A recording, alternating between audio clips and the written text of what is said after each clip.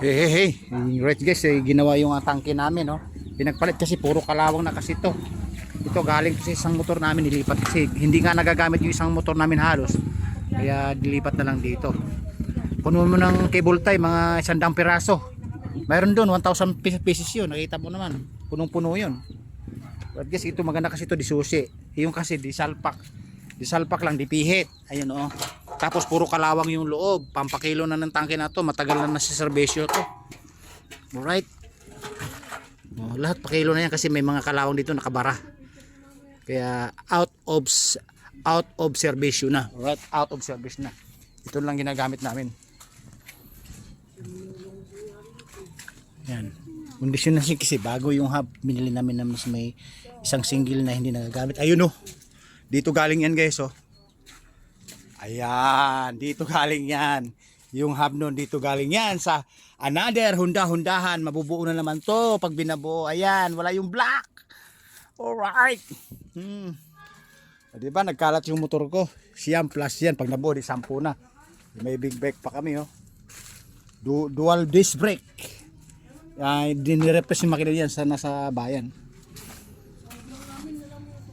Yun lang guys, yung pinakita ko lang sa inyo kasi para maging kondisyon to araw-araw na ito magagamit para may kapalit yung Honda-Hondahan namin nandun sa terminal. Nakabaladra yung mga motor namin doon, nakaparada lahat sa pag-ahon ng tulay. Okay, ay ito guys, madilan to, higpitin lang to, tapos UUPin siya, clip na ganun, pupukpukin. Alright, tapos di mamaya pagkayari nito yung flat down na yan, papagawa ko doon sa may suki namin, sa may vulcanizing doon sa tulay. May suki kami doon na followers ko rin. Alright. Okay pa sa alright.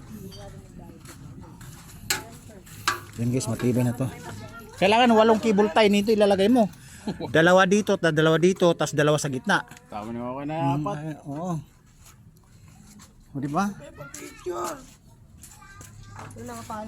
Oh yan. Yung guys, tingnan mo guys, marami nang binago dito. Yung mga tornilyo, tapos open air yung ano, pwede ka makuryente no sa spark plug. Walang buya, walang takip ng buya, yung kwako kung tawagin. Okay? Kasi guys, maganda na itong gamitin dahil yung hub nga nito nagluloko. Yung 4 na tornilyo na yan, 3 yung lumuluwag habang nagbabibrate, tumatakbo sa daan. Yung pinagpalitan niya, oversize yung hub niyan, or yun talaga yung standard. And dito guys, loob. Ayun oh, pinagpalitan na dito. Nung isang araw pa pinilitan ko. May isang linggo na, ayun oh. Ayan oh, ayan, 4 na tornilyo, nagluloko yung 3, isa lay kumakapit. Tapos tuwing tumatakbo, nagluluwagan.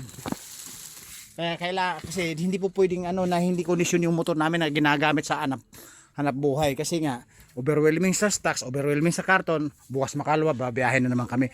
Kaya kailangan, marami kaming motor na magagamit na kulong-kulong, including single, right?